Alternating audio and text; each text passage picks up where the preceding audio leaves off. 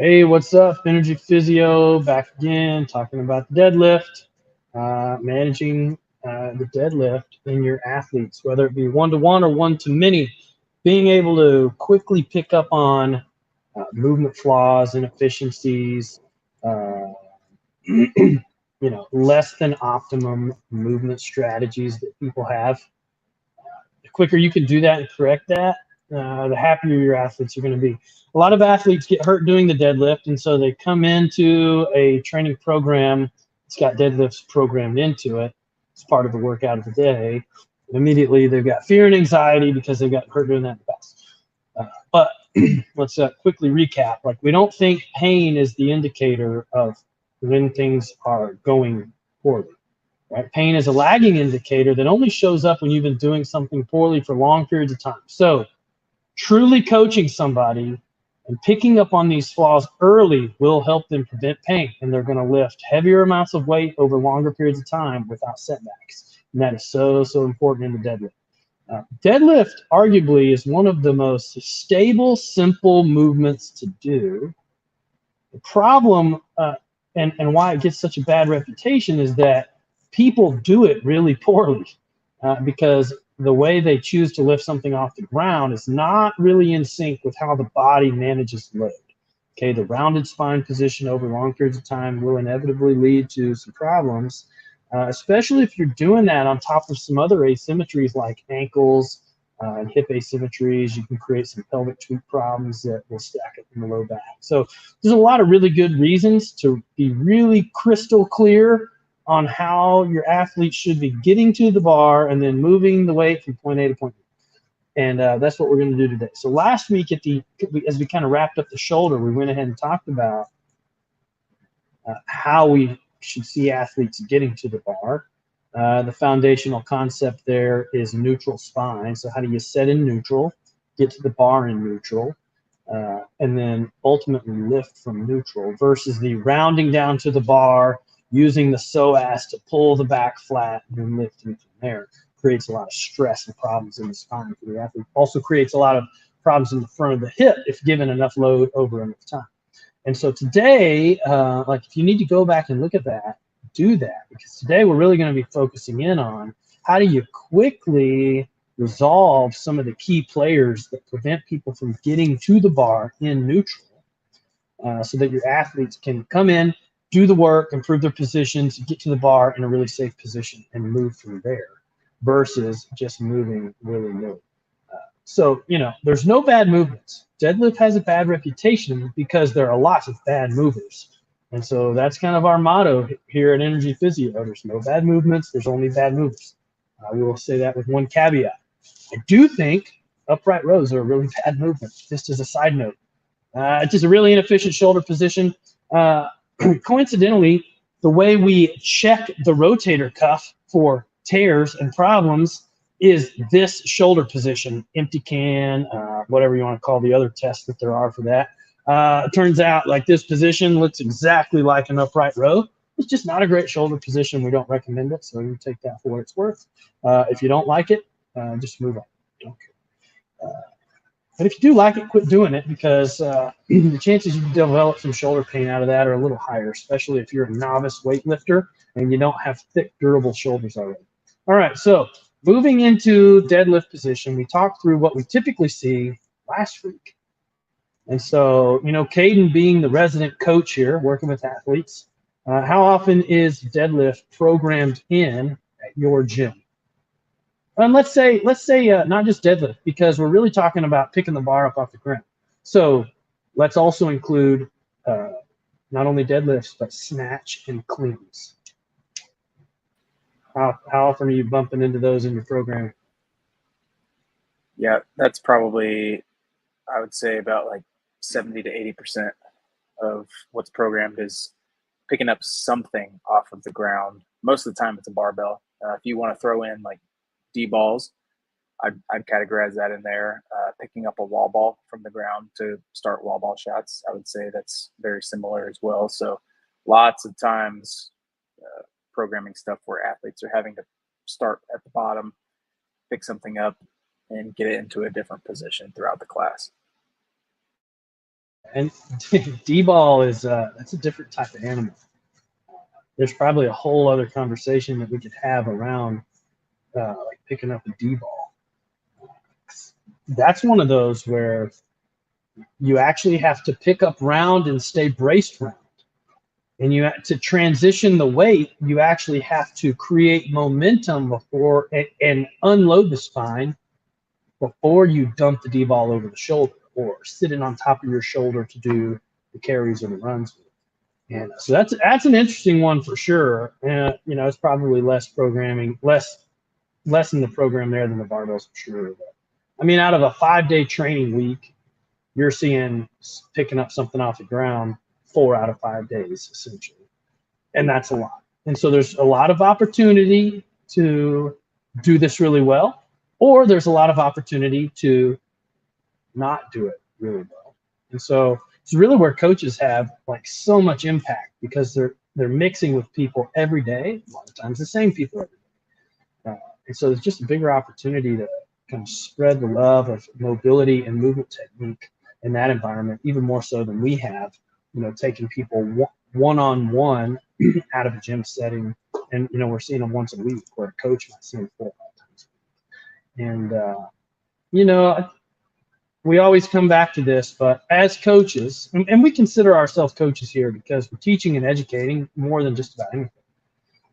But the key is you got to be really picky. Yeah, especially with movements like the deadlift, clean, and the snatch, where you're pulling the bar off the ground, and especially as you do it with higher weights and higher speed, it becomes really important. But you need to be picky, like really, really picky. And you need to understand if you're not actively helping somebody improve their positions, then you are passively letting them get worse or stagnant or just work on top of a bad movement pattern that will inevitably land them somewhere they don't want. And so being really intentional about this stuff we think is incredibly important. If you're not cueing better positions, if you're not cueing or prescribing mobility techniques to improve position, then maybe you're not coaching your athletes in a way that you think you are. And the truth is, if you haven't been doing this stuff, that's okay. And you're not going to be great at it when you first start. The only way to be truly great at something is to learn it, understand it, use it yourself, and then use it with other people and do it thousands and thousands and thousands of times. And that's what will truly make the biggest impact is the doing over long periods of time. And you just have to do the work. It's so easy to get lazy and not be picky. It's way more mentally challenging to coach and be really picky about everybody's movement. But at the end of the day, the result is much better for everybody. And so that's really, really where we're trying to head is how can we help coaches be really great at identifying these things, solving the problems, and creating a great experience for their athletes in the gym without being a douchebag about it and without singling people out or without like totally pulling somebody out of the program and doing different things. And so that's the intention behind this. So Caden, when you were observing people picking up the bar, how often would you say you see the people get there round and then pull flat? I mean, I'm saying we see this in the clinic. So now let's blow it up to scale where you got a class of 5, 10, 15. How prevalent is it actually in real time at the gym? Fairly so. It depends. Does somebody have really bad habits that they've been just sticking with for a long period of time? Are they relatively new? Are they good at hearing a correction the first time and then changing that later on? I only get to coach one day a week, so sometimes I may go weeks at a time without seeing a movement where we're doing a lot of this kind of stuff. Most of the time, though, and this kind of goes back to what you said about not being a D-bag when correcting people. It's really easy to not do that if you see somebody doing something and you know there's other people who are probably doing the same thing, to just address the whole group if you're doing group coaching. It's like, hey guys, what I'm seeing from a couple of you is this. And they'll know it if they are the one that does it. You can just show them what the bad thing is and be like, hey, I really want you to pay attention to this, this, this, and this so that we're doing these things better and not this other stuff. And then it's a little easier from there to just go in person by person and be like picking that stuff out. because they've already heard it as a group. So that's one way to make that a little bit easier. But back to the idea around like how many times do I see people bending down to the bar? Probably more than not. It takes a lot of concentration to actively be like, hey, I'm going to approach my bar the same way with really good technique every single time. But it gets harder as you get tired. So that'll play into it. Yeah, for sure. And that brings up a good point of like systematizing the way you do something. It's the only way to make it normal and natural. Of course, when people come in here, it's like they say, oh, this feels so weird. It's like, yeah, well, everything feels weird when it's the first time you've done it. But after you've done it 1,000 times, you don't think about it anymore. It's just your system and your process. And I think in movement, just like business or relationships or whatever the case may be, having systems and processes that you can fall back on will help you stay in the game longer. You know, what there's a quote by somebody somewhere: you don't rise to the level of the challenge, you fall to the level of your systems and processes, or you fall to the level of your habits, or you fall to the level of your training. Right? And so when you're talking about movement, like, it doesn't matter what it is. If you want to move the best, the goal is always to minimize the moving parts. You don't want a lot of extraneous motion. Like with running, you don't want to be bobbing up and down. You want to be moving straight forward. So you need to get rid of it. Shooting a basketball, you don't want a lot of other things happening while you're trying to shoot. It's your stance is set, your form is set. It's a straight push. Same thing in a deadlift. Like, you don't want to approach the bar different every time. You want to have a system and a process built for how you approach the bar, how you get to the bar, and then how you lift the bar. Because without that, you're going to have, if you have a lot of variability in how you get to the bar, you're going to have a lot of variability in how you move the bar. And that's what we got to get rid of. We got to get rid of as much variability as possible.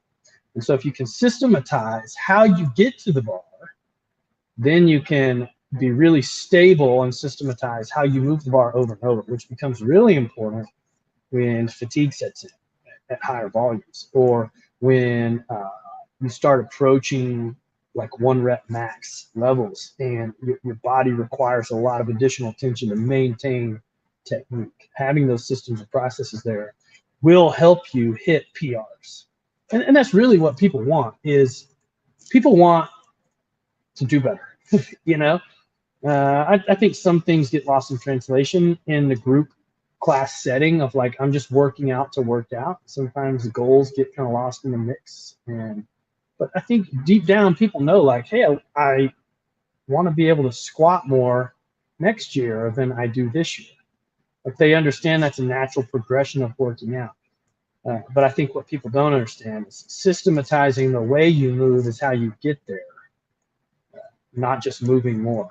Moving intentionally is going to achieve PRs faster than just moving more often. And we see that a lot in Orange Theory, CrossFit gyms.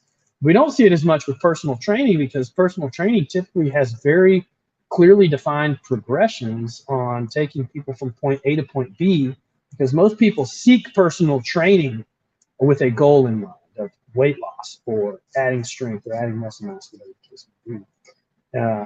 But that gets lost, I think, in the group class setting, where people are coming to work out and the goals almost kind of get pushed to the back burner. And so you lose a little bit of the push to systematize and repeat and become really efficient at doing things, because we're not pursuing certain goals around certain movements with a lot of intention. Anyway, that was a nice rabbit hole. Let's crawl our way back out of it and get back to business here. Do you see people like warming up before deadlifts, like loosening the hamstrings, loosening the hip flexors, working on movement patterns prior to? How do you typically see that play out in the gym? Like, we got deadlifts programmed. What are the things that are happening leading up to that from an athlete perspective that you think is good or bad? Like, you could be seeing some really great things. You could see people not doing great things. Or, hey, it's like we're doing 7 sets of 7 at 70%, and they just load the bar and start right away. Maybe the worst. What do you typically see in the gym pop? The short answer is no. I don't see a lot of individual attention to that kind of stuff ahead of what is programmed in the class. And naturally, what you're going to see in most people, especially the average fitnesser who, doesn't take a lot of this stuff too seriously. The reason they're doing what they're doing is because they're paying somebody to do it all for them. They don't want to have to think about it. So they show up, they're like, my warm up will be programmed by the coach, by the person who's in charge of the gym. I'll just do what they say and I'll be fine. And most of the time, warm ups, specifically for barbell movements, deadlift is maybe a tad different. It's really just generally getting the body warmed up, and then you may move into some form of like a light kettlebell deadlift, maybe some PVC walkthrough to get some of this stuff going. But in the time crunch, most of the time, you're not allowing much more than like 2 warm-up sets to get to the weight that you want to start with. And if it's a percentage of a 1 rep max that people are using from 5 years ago, you're jumping percentages and numbers pretty quickly. So not a lot, on the individual level from that. Bring up something interesting. Like, do you feel like most coaches understand the mentality of the athlete walking into a group training session is, I'm paying money for the coach to do everything for me? Is that a general assumption that all coaches have? Or is that maybe something that you are perceiving that others are not? From my perspective, I don't think coaches think about that enough. I think they get this idea that maybe unintentionally or intentionally, who knows, people are taking the class, but like, the coach is the center of attention, or the coach is this or that. I don't know if they really think about the fact that, like, hey, these people are paying for a service that you're providing them, and the value of the service that you're providing and what they expect, whether they state it or not, is that you do most of the work for them for figuring these things out, because they don't want to have to do it themselves. That's why they're not paying to go to Planet Fitness or Gold's Gym or something like that, because they don't want to have to put in the mental effort of like, okay, I got to program my own warm up. I got to figure out how long it takes me to get this thing set up and this thing set up. They don't want to think about that. That's why they pay $150 to $200 a month. They've had a long day at work. They want to show up and have it all laid out, ready to go, and somebody tell them what to do. That's my observation, and that's my experience.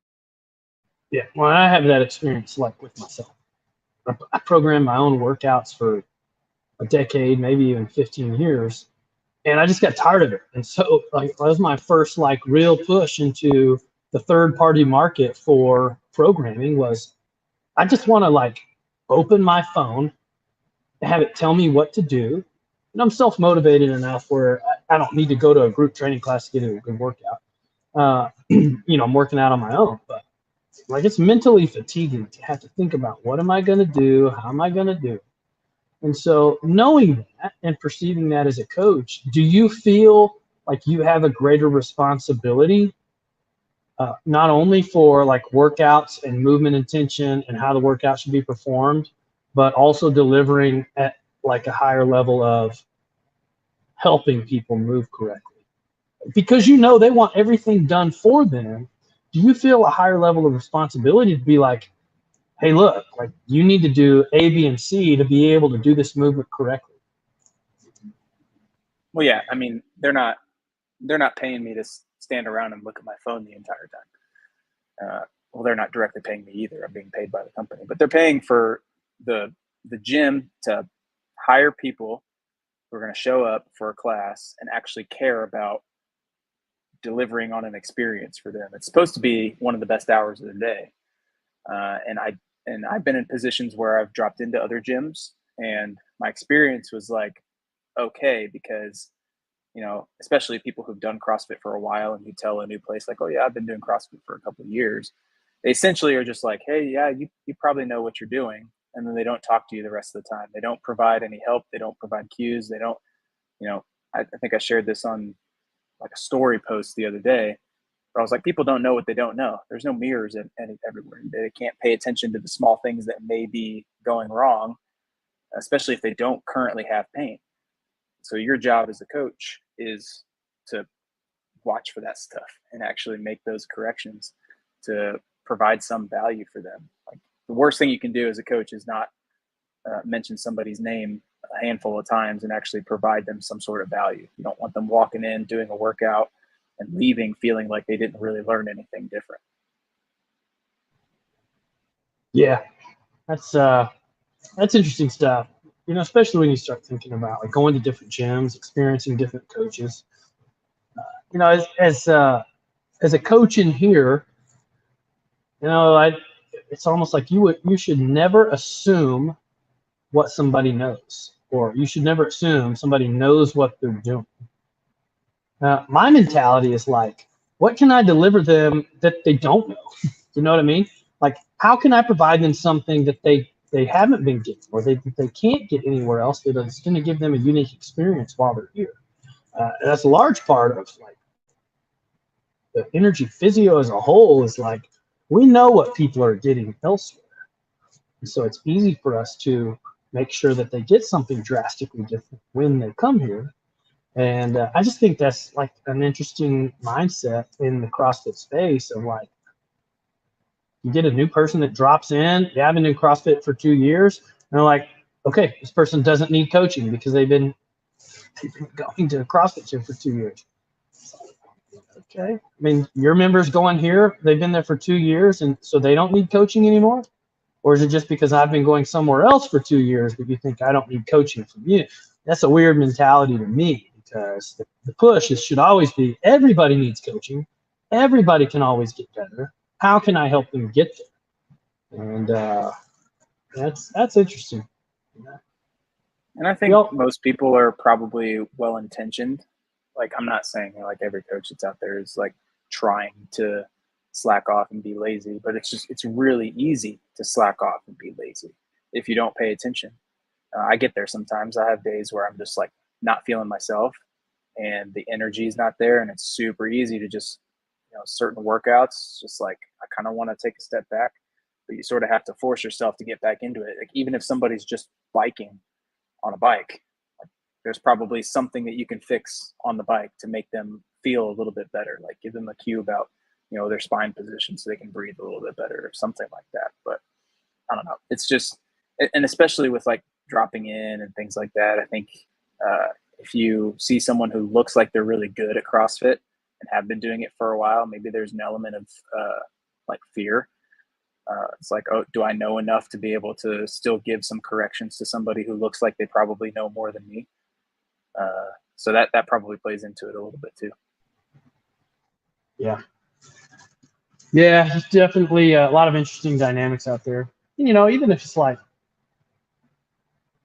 there are times in here just clinically where treating patients is the last thing I want to be doing. But here we go. I got 5 of them in a row here, all laid out on the table. And so, even as coaches, when the vibe isn't there to be doing your best cueing and your best coaching, I think you should at least be giving your best conversation. Because conversation is, I think, a huge element. If athletes are all strung out on the bike, there's not a lot of cueing you could do, and maybe your heart's not totally in it that day, but you can walk around and make good conversation.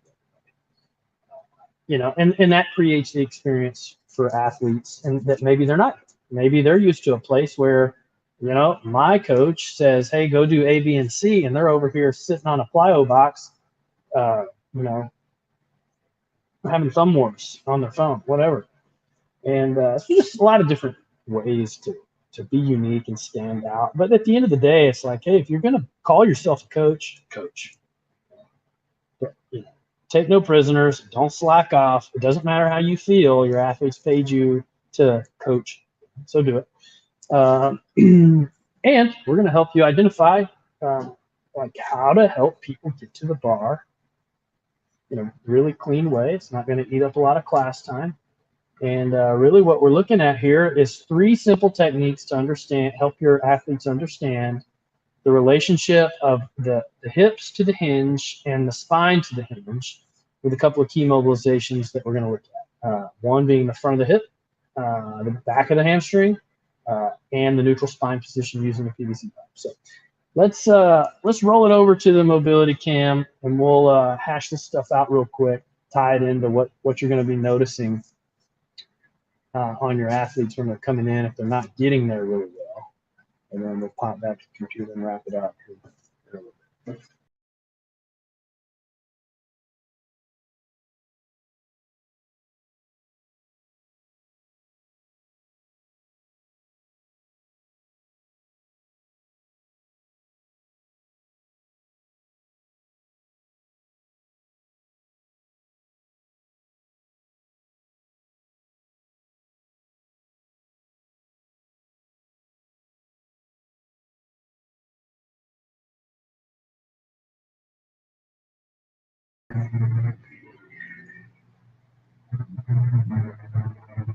Good. So, you always want to test, retest. We don't think you should be arbitrarily mobilizing anything. You always want to find a painful position, a restricted position, check it, do a little work, then recheck. And if your recheck doesn't yield less pain or better motion, then you're wasting your time. You need new mobilizations, or you need to scale or regress a movement to something else that fits into the boundaries of movement, the boundaries of some of these limitations. But an easy way to check the people of can they get to the bar with neutral spine is to have them squeeze their butt, tighten their abs, set themselves in neutral, and then with the PVC pipe touching the tailbone, the mid back, and the back of the head, can they simply hinge over and maintain those 3 points of contact? Okay. If the athlete has a problem with looking up with their head, which is a no-no, okay, you're going to lose the mid back. If they're rounding in the low back, you're going to lose the low back. Or if they have a habit of extending early, they're also going to lose the mid back. So get them on the PVC, engaged at the hip and the abs, have them hinge and do some hinging. Grease the wheel of movement here so they can do this, and then find their endpoint, right? So you can see this is the end of my hamstring range of motion. And now we need to change that to be able to get closer to the bar without changing spine position. Because remember, like we talked about last week, the ideal situation is you should be able to hinge over and grab the bar without really bending the knees a whole lot. That's just indicative of good hip mobility, good hamstring mobility. But you're going to check those things. If your athletes can't do that, if they cannot hinge with this PVC pipe on their back, then really we're thinking maybe hinge movements aren't great for this person right now, or we need to keep the loads really low. Because if they got a lot of movement in their spine under load, probably going to develop some problems. Maybe not today, maybe not tomorrow, maybe not next year, but at some point that's going to show up. All right, so check them first. Now, this is the third element in greasing the wheel. Sometimes people can't maintain because their mobility is restricted. So we're going to look at two key mobilizations for getting to the bar in neutral, and I'll show you what those look like. Number one is the front of the hip. So remember we talked about rounding down and pulling the hips forwards creates a lot of tension in the front.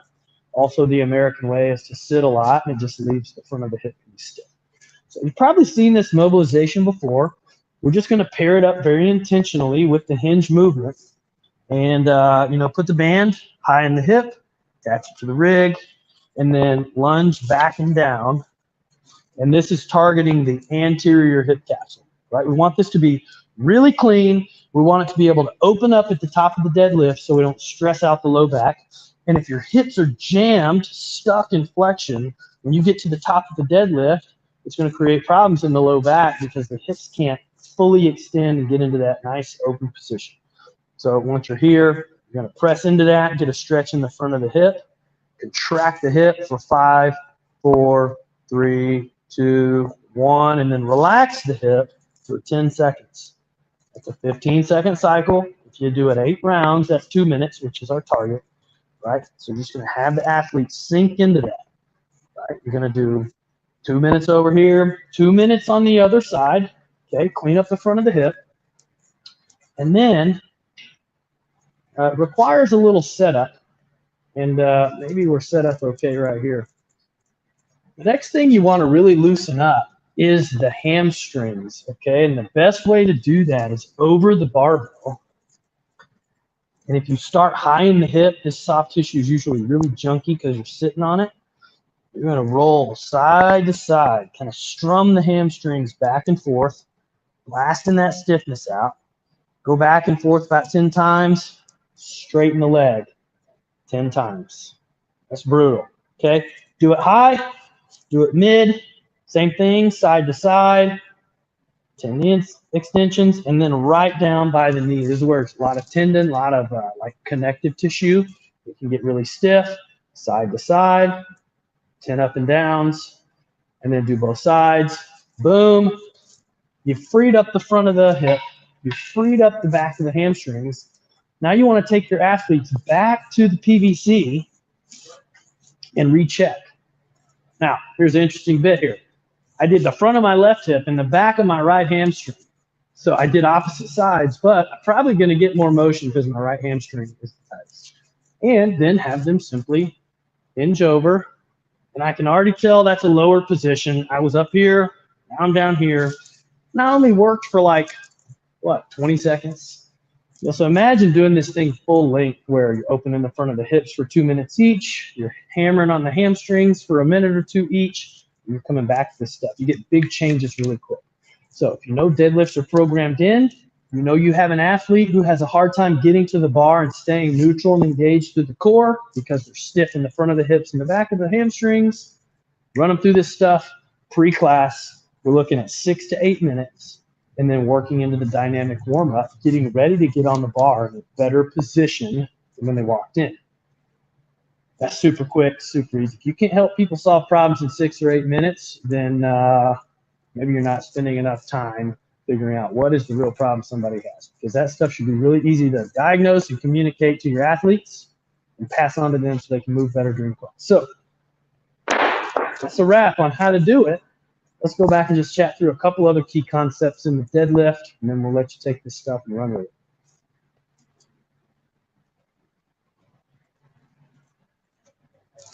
it.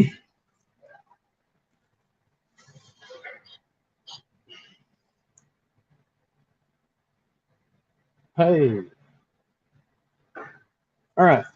So hopefully, you know, if you're catching this as a coach, personal trainer, small group, big class, doesn't matter. Go back to last week and watch the end of the shoulder where we talked about the deadlift and like watching the round position, seeing how that stuff takes place and why that can be so stressful in the spine. Now take that and apply it to your athletes using these couple of simple techniques, and I guarantee you see better positions in your athletes. And if you've got somebody who's had pain with the deadlift, and you can show them, hey, look, we don't have to do a lot of heavy weight. I just want to get you confident and comfortable again picking this barbell up off the ground. And if you can show them how to get in neutral and free up the body to move like that, they're going to have less pain, and they're going to think you're a freaking miracle worker because it is so simple. If you deadlift correctly, it is so great for the hips and the hamstrings and the low back. Like in the clinic, we think if you want to have a strong back through the aging process, you need to learn to deadlift really well because it is the best way to bulletproof the low back. And yeah, there's people who say, oh, the risk reward is bad. Whatever, okay? You might not deadlift, but you're going to bend over and pick stuff up at home all day, every day. So you might as well learn to do it really well with some weight so the things at home don't blow you up somehow. Oh, and by the way, substituting cleans for deadlifts. Did we talk about that last week? Cleans for deadlifts?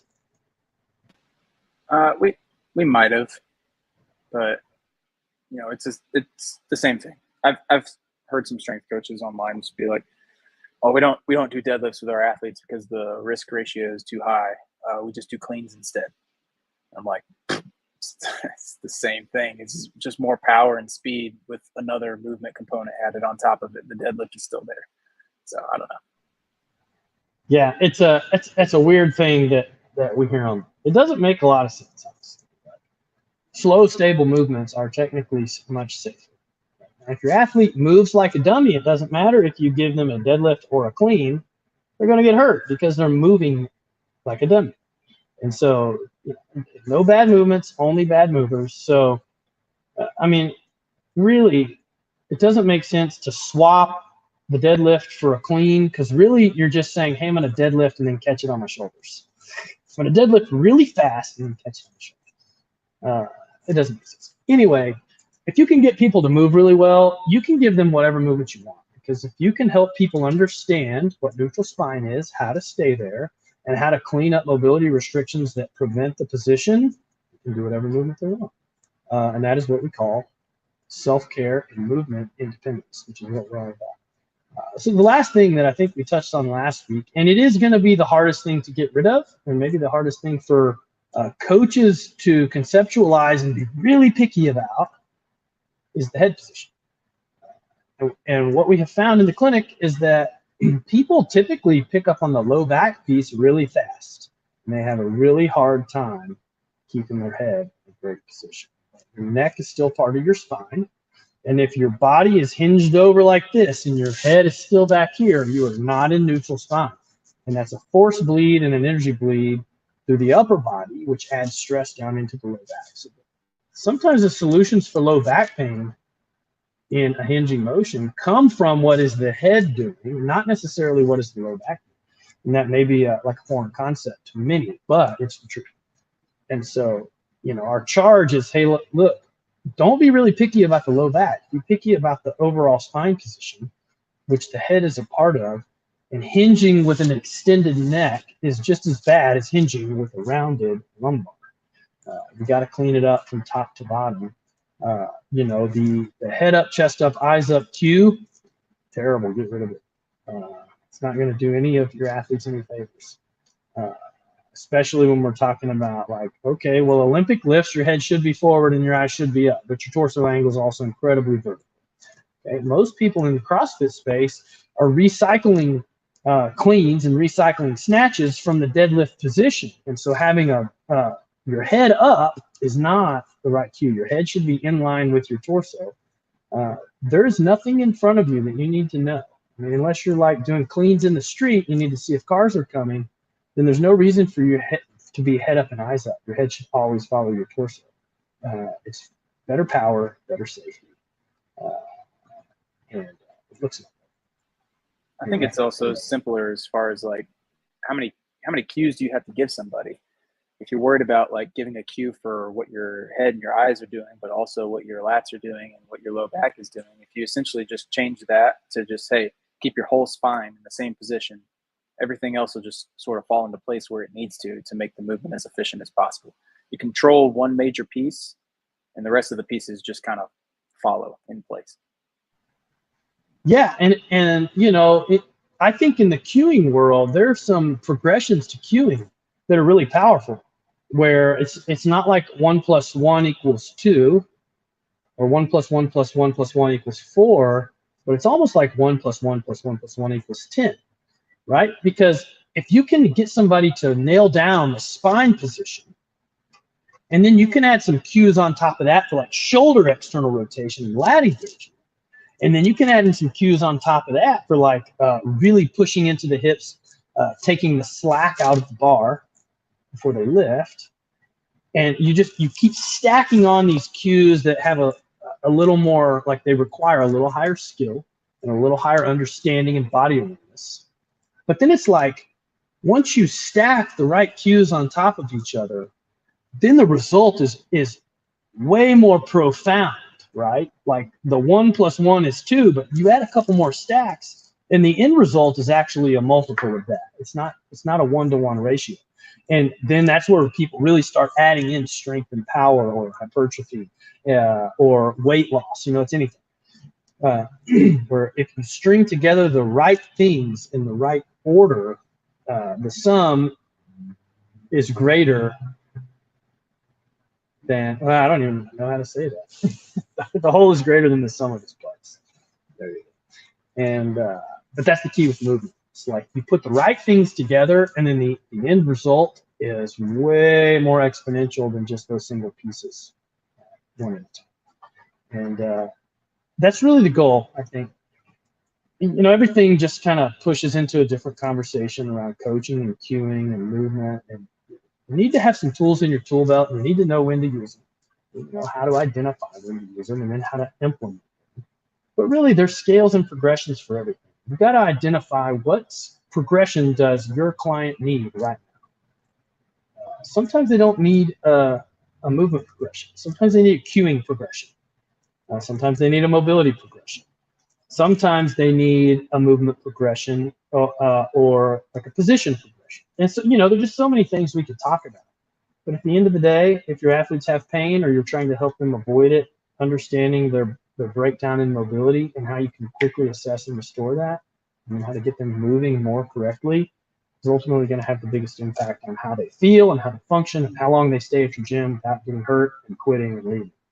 It also may play out in how many friends they bring, which is good for business.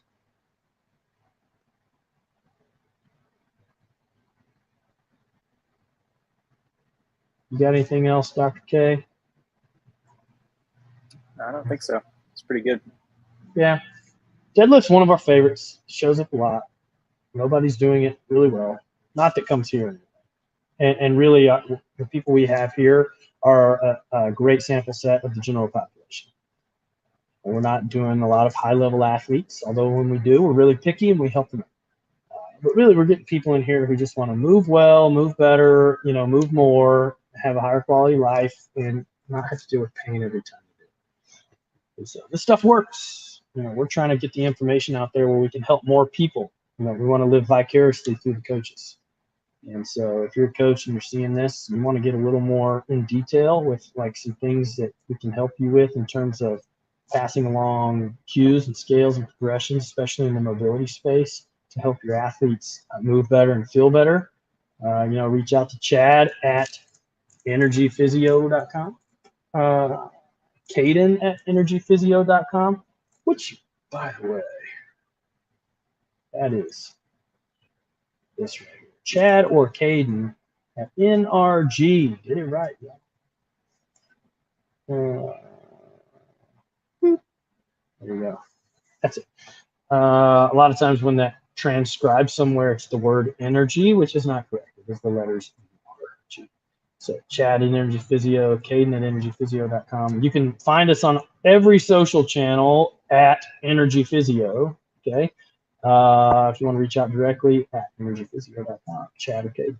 So we'll see you back next week. Caden, we've touched on the shoulder. We touched on the deadlift, which one was more joint specific and one was more movement specific.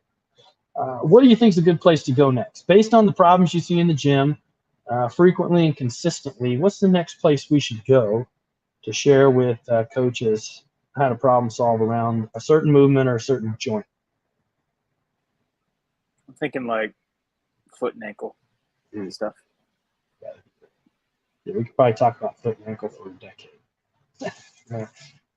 The position, ankle mobility, the problems we see in the healthcare space, orthotics, boots, braces, blah, blah. All right, so next week we're talking about the foot and the ankle. The ankle is the hidden repository of athletic performance. The more ankle motion you have, the better you are at just about everything. So that's important. Also, it just turns out that the ankle, when it is not functioning well, affects every joint on top of it, which makes it maybe one of the most important joints in any functional training space. So that should be a good deal. A lot of good nuggets to pick up talking about the foot and ankle. So we'll plan on seeing everybody next week around 2 p.m. right here.